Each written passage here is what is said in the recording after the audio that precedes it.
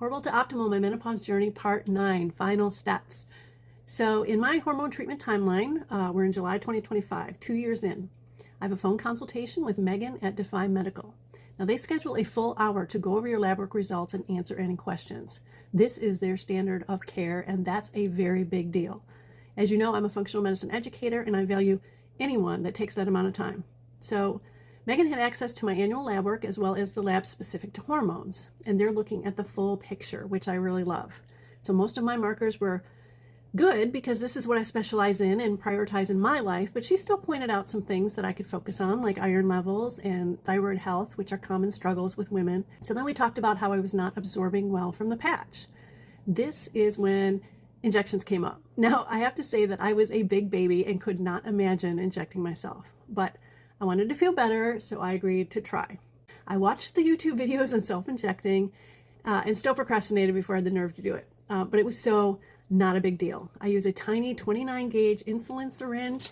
You pinch the skin to distract the nerves. It does not hurt, honest. So much easier than the patch for me. Because along with the uneven dosing, they sometimes also fell off in the shower or in the sauna. Now, Defy requires a 3-month follow-up that includes a few labs to see how things are looking. So I started with them at an estradiol level of 25. That's as high as I could get with a patch, okay? And that's not high enough to have the health protective benefits like bone protection, avoiding osteoporosis, cardiovascular health, brain function. We talked about cholesterol levels. Estrogen also affects blood sugar levels and collagen production.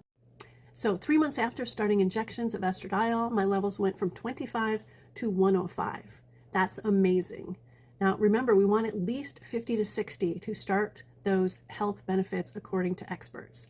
But a lot of women feel best around 100, 200, or even higher. So we're all different, of course. My progesterone was also at an optimal level. And remember, progesterone is necessary if you're taking estrogen and have a uterus. But it also has other benefits like sleep.